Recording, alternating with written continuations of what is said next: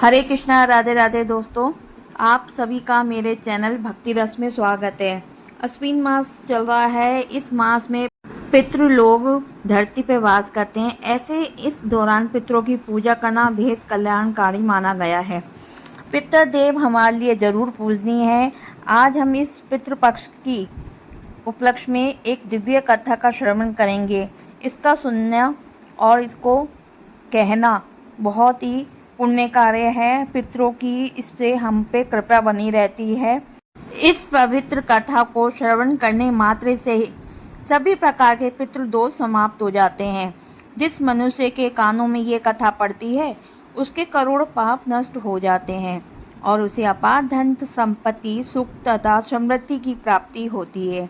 यह अद्भुत कथा स्वयं भगवान श्री कृष्ण ने पक्षीराज गरुड़ को सुनाई। दोस्तों, बहुत समय की बात है। एक बार पक्षियों के राजा गरुड़ के मन में पितृपक्ष को लेकर गहरी जिज्ञासा उत्पन्न हुई।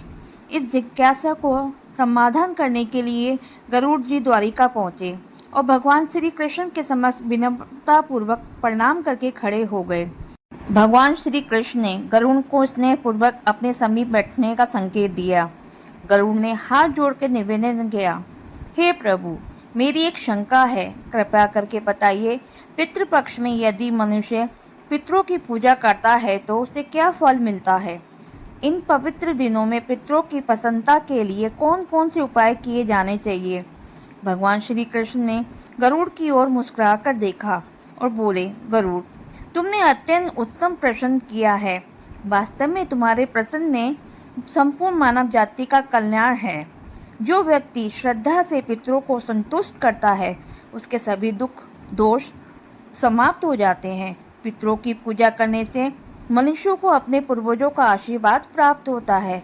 इस संदर्भ में एक प्राचीन कथा है, तो उसे ध्यान से सुनो और ध्यानपूर्वक सुनो और श्रवण करो। जो भी श्रद्धापूर्वक इस कथा को सुनता है और सुनाता है उसके समस्त पितृदोष नष्ट हो जाते हैं। उस पर सदैव पितरों की कृपा बनी रहती है। गरुड़ ने उत्सुकता होकर कहा, हे प्रभु, आपके श्री मुख से इस मंगल कथा को सुनने के लिए मैं अत्यंत आतुर हूँ। कृपया करके विस्तार से ये कथा सुनाइए। मैं अवश्य इस कथा को जन जन तक पहुँचाऊँगा। श्री कृष्ण बोले, गरुड़, बहुत समय पहले की बात है। प्राचीन काल में रुचि नाम का एक पराक्रमी राजा था। राजा रुचि ने एक दिन संसार के समस्त माया मोह को त्यागने का निर्णय लिया। उन्होंने अपना राजपाट, धन दौलत, सारे सांसारिक सुखों का परित्याग कर दिया, वैराग्य धारण कर लिया। निर्मोही होकर वे ब्रह्मचर्य का पालन करते हुए तपस्वी जीवन बिताने लगे। राजा रुचि घर परिवार को छोड़कर वन में चले गए और एक साधु की भांति विचरण करने लगे। वे दिन में केवल एक बार अल्प भोजन करते और बाकी समय प्रभु चिंतन करते, तपस्या में लीन रहते। राजा रुचि के इस कठोर त्याग पूर्वक जीवन को देखकर उनके पितृगण अत्यंत दुखित हुए। स्वर्ग लोक में विराजमान उनके दिवगण पूर्वज ये देखकर बहुत दुखी हुए कि उनका वंशज संसार त्याग कर सन्यासी जीवन अपना रहा है। अपने पुत्र के वंश को इस प्रकार समाप्त होता देख पितरों को भय होने लगा। वे विचार करने लगे कि यदि रुचि ने विवाह नहीं किया और संतान उत्पन्न नहीं हुई तो हमारा कुल का तो ही समाप्त हो जाएगा। फिर पितरों को पिंडदान कौन करेगा, श्राद्ध कर्म कौन करेगा? इस आशंका से व्याकुल होकर पितरों ने निश्चय किया कि उन्हें स्वयं पृथ्वी लोक में जाकर रुचि को समझाना चाहिए ताकि वे वैराग्य छोड़कर गृहस्थ जीवन अपना ले। कुछ समय पश्चात एक दिन ऋषि बन चुके राजा रुचि वन में एकांत तपस्या में लीन थे। उसी समय अचानक दिव्य प्रकाश उत्पन्न हुआ। 4 तेजस्वी पुरुष वहाँ आवृत हुए। इन दिव्य आत्मा को देखकर ऋषि रुचि की ध्यान भंग हो गया। उन्होंने विस्मय से आंखें खोली। अपने समक्ष ऐसे अलौकिक आगंतुकों को देखकर वे तत्काल उठकर उनके चरणों में दंडवत प्रणाम करने लगे। उन्होंने विनती स्वर में पूछा, हे महान आत्माओं, आप कौन हैं और आज मेरे यहाँ कैसे आना हुआ? उनमें से एक दिव्य पुरुष ने मधुर स्वर में कहा, बस हम तुम्हारे पितृगण हैं, अर्थात तुम्हारे पूर्वज। तुम्हारे वर्तमान आचरण देखकर हम बहुत दुखी हैं। इसलिए तुमसे मिलने आए हैं। अपने पूर्वजों को सामने खड़ा जानकर ऋषि ने आंखें मूंद श्रद्धा से भर आई।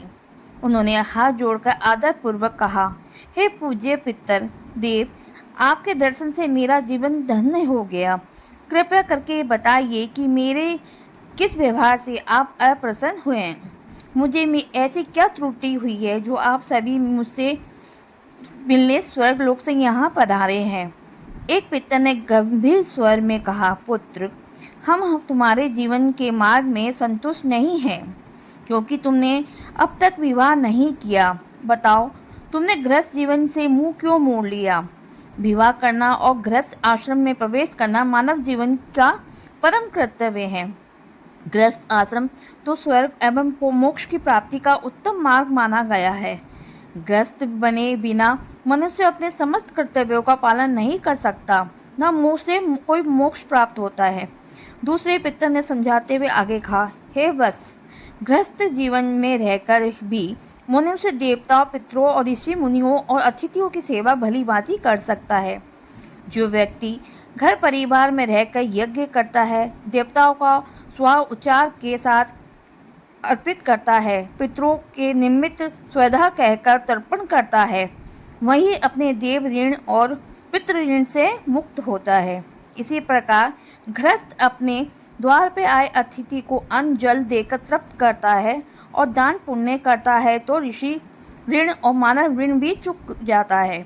एक अन्य पिता ने कहा और समझाया, संतान उत्पन्न करना और वंश को आगे बढ़ाना मनुष्य का परम धन है।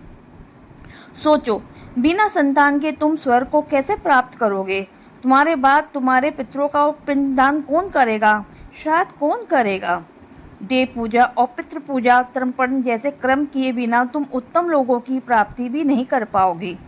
यदि तुम अपने कर्तव्य से विमुख रहे तो मरने के बाद तुम्हें नरक भोगना पड़ेगा, अगले जन्म में भी कष्ट उठाना पड़ेगा।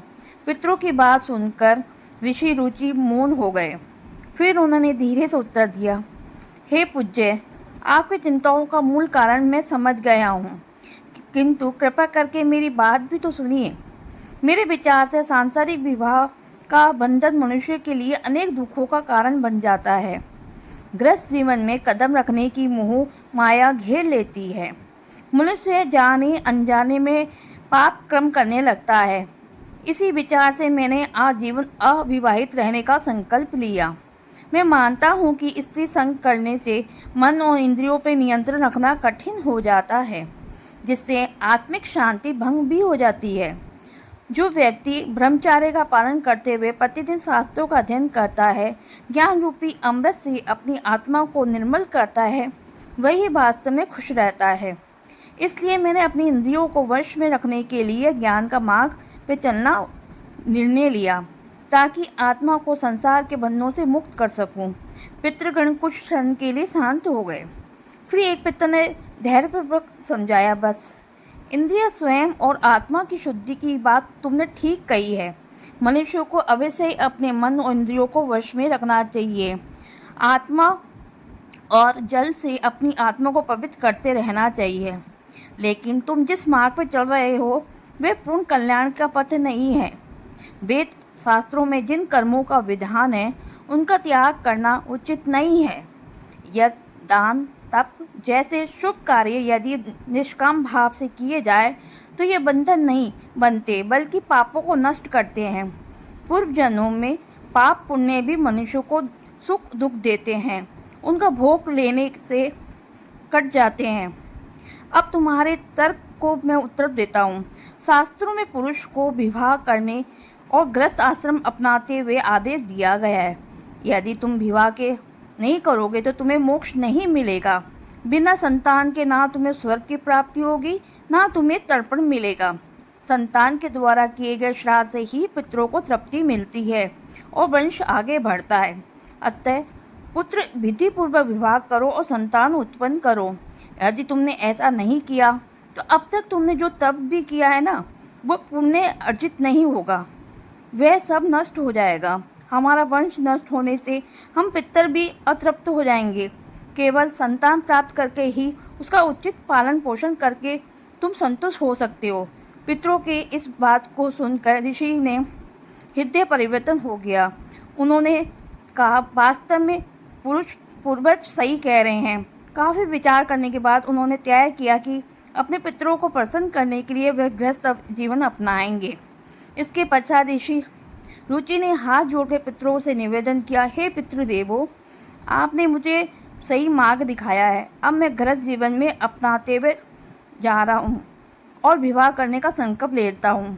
परंतु एक समस्या ये है कि मेरी आयु अब बहुत अधिक हो चुकी है। मेरे जैसे वृद्ध और तपस्वी व्यक्ति से कौन शादी करेगा, कौन कन्या देगा? जिस कन्या के माता पिता मुझसे विवाह करना स्वीकार करेंगे, ये सोच के मेरे मन में संकोच हो रहा है। पितृगण ने उत्तर दिया, बस सिर्फ अपना कर्तव्य निभाने का प्रण लो, मार्ग में अपना आप निकल आएगा। यदि तुम हमारे वचनों को नहीं मानोगे तो पितरों का पतन निश्चित है, तुम भी गति नहीं प्राप्त होगी। ये मत सोचो कि कन्या कौन देगा। याद रखो, ईश्वर उन लोगों की सहायता करते हैं जो अपना निर्वाह खुद करते हैं। इतना कहकर चारों ओर दिव्य प्रकाश उत्पन्न हुआ और पितर अंतर्ध्यान हो गए। पितरों के अंतर्ध्यान होते ही ऋषि ने अकेले वन में खड़े रह गए। अब उनके समक्ष बड़ी चुनौती थी और उपयुक्त संगिनी कहाँ से खोजूं। उन्होंने संकल्प तो ले लिया, परंतु मन में शंका और चिंता उठ रही थी। अब ये किस काम को कैसे पूर्ण करूं? ऋषि रुचि ने अनेक स्थलों पर भटकते हुए वधू खोजने का प्रयास किया, किंतु हर ओर उन्हें निराशा हाथ लगी। उनकी वृद्ध अवस्था और तपस्वी जीवन को देखकर कोई भी उन्हें कन्या देने को तैयार नहीं हुआ। समय बीतने लगा, उनकी निराशा बढ़ती चली गई, लेकिन उन्हें हिम्मत नहीं हारी। पितरों के वचन उन्हें बार बार स्मरण आ रहे थे। उनका हृदय व्यवस्थित हो गया, फिर वे निरंतर प्रत्यक्षील हो रहे। आखिरकार उन्हें सोच विचार के बाद ऋषि इस निष्कर्ष पे पहुँचे कि अब ईश्वर ही उनकी सहायता करेंगे। ऐसा सोचते हुए भगवान ब्रह्मा की आराधना की जाए, ये सोचकर वे घने वन में एकांत तपस्या करने लगे। ऋषि ने दृढ़ संकल्प के साथ तप किया। उनकी तपस्या दिनों दिन कठोर होती चली गई। उन्होंने 100 वर्षों तक कठोर तप किया। उनकी तपस्या की ज्वाला से इतनी प्रबल थी कि देवलोक भी उनकी ऊर्जा से कांपने लगा। उनकी घोर तपस्या से प्रसन्न होकर जगत पिता ब्रह्मदेव प्रकट हुए। 4 मुख वाले ब्रह्मा जी ने उनकी दिव्य आभा के साथ प्रकट होकर उनके आते ही सारा वन प्रकाश से आलोकित हो गया। ब्रह्मा जी के दर्शन पाकर ऋषि गदगद हो गए। उन्होंने झटपट उठकर आदरपूर्वक ब्रह्मा देव को प्रणाम किया। ब्रह्मा जी ने प्रसन्न होकर, रुचि, तुम्हारी तपस्या से मैं खुश हूँ। तुम्हारी लगन और धैर्य से बताओ वत्स, तुम्हें क्या अभिलाषा है? ऐसा कहा ब्रह्मा जी ने।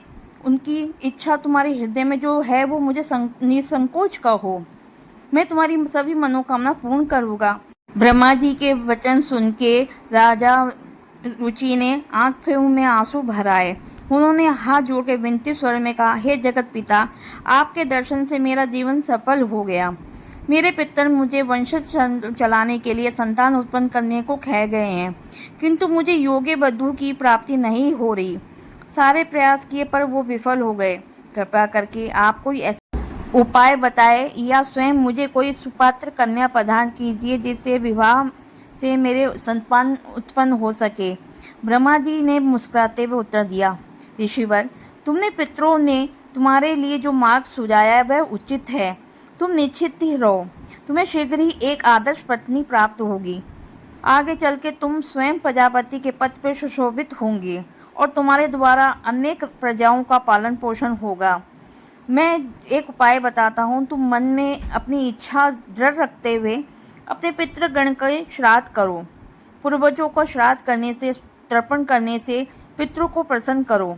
वे प्रसन्न होकर तुम्हारी हर मनोकामनाओं को पूर्ण करेंगे और तुम्हें उत्तम गुणों वाली पत्नी का प्रदान करेंगे। ऐसा कहकर भगवान ब्रह्मा अंतर्ध्यान हो गए। ब्रह्मा जी के जाते ही ऋषि रुचि ने उनकी आज्ञा अनुसार तुरंत अपने पितरों का प्रसन्न करने के लिए उपाय प्रारंभ किया। ऋषि रुचि ने पास ही बहती एक पवित्र नदी के तट पर पहुँचे। वहाँ उन्होंने स्नान करके स्वच्छ वस्त्र धारण किए। फिर एकांत में कुशा बिछाकर आसन लगाया और अपने पितरों के निमित्त तर्पण किया। अंजलि में जल भर के सूर्यदेव की ओर मुख करके मंत्रोच्चार के साथ जल अर्पित किया, पितरों का आह्वान किया। इसके पश्चात कुल 31 प्रकार के पितृगण इस जगत में विराजमान हैं। मैं उन सभी पितरों को प्रणाम करता हूँ। कृपा करके आप सब मेरे द्वार पे विधि पूर्वक अर्पित इस तर्पण और पिंडदान को स्वीकार करें और तृप्त हो जाएं। मुझ पे अपनी कृपा बनाए रखें। महात्मा रुचि की इस भावपूर्वक स्तुति को सुनकर पितृगण बहुत प्रसन्न हुए और कहा, पुत्र रुचि, तुम्हारी भक्ति और स्तुति से हम बहुत खुश हुए, संतुष्ट हैं। तुमने सच्चे हृदय से हमारा आह्वान और तर्पण और गुणगान किया, अतः हम प्रसन्न होकर तुम्हें वरदान देना चाहते हैं। निर्भय होकर तुम अपनी इच्छा हमारे सामने प्रकट करो। पितरों की बात सुनकर ऋषि रुचि ने पितरों से कहा, मुझे ऐसी पत्नी प्रदान दे जो गुणवान हो, तेजस्वी हो, सदाचारी हो। मैं चाहता हूँ मुझे उत्तम संतान की प्राप्ति हो, जिससे मैं आपका वंश आगे बढ़ा सकूँ और ऋणों से मैं मुक्ति पा सकूँ। पितरों ने उसकी बात सुनकर तथास्तु का आशीर्वाद दिया। पितरों का आशीर्वाद मिलते ही वहाँ पर एक तेजस्वी, ये सर्वलोक की अप्सरा ब्रह्मलोचा थी। ब्रह्मलोचा ने ऋषि से कहा, मैं तेजस्वी और श्रेष्ठ अप्सरा हूँ। मेरी इस पुत्री जिसका नाम मानिनी है, इसी को पत्नी रूप में स्वीकार करें। इससे आपको एक तेजस्वी पुत्र की प्राप्ति होगी। पितृगण के आशीर्वाद से रुचि और मानिनी का विधिपूर्वक विवाह संपन्न हो गया। कुछ समय पश्चात दोनों के एक पुत्र हुआ, जिसका नाम मनु रखा। पुत्र ने उनके चारों तरफ 3 लोकों में कीर्ति फैलाई, नाम कुल का नाम बढ़ाया, वंश का नाम बढ़ाया। इस प्रकार राजा रुचि का वंश आगे बढ़ा। पितृ भी खुश हुए और पितृ प्रसन्न रहे। यही पितृपक्ष की एक दिव्य कथा है जो भगवान श्री कृष्ण ने पक्षीराज गरुड़ को सुनाई थी। इस कथा के श्रवण से सभी पितृ दोष शांत हो जाता है, परिवार में सुख समृद्धि आती है। आशा है आप सबको ये कथा अच्छी लगी हो तो वीडियो को शेयर और लाइक करना ना भूलें। बेल आइकन को अवश्य क्लिक करें और मेरे चैनल को सब्सक्राइब करें। कमेंट में जय श्री कृष्णा, हर हर महादेव अवश्य लिखें। जय पितृदेव। धन्यवाद।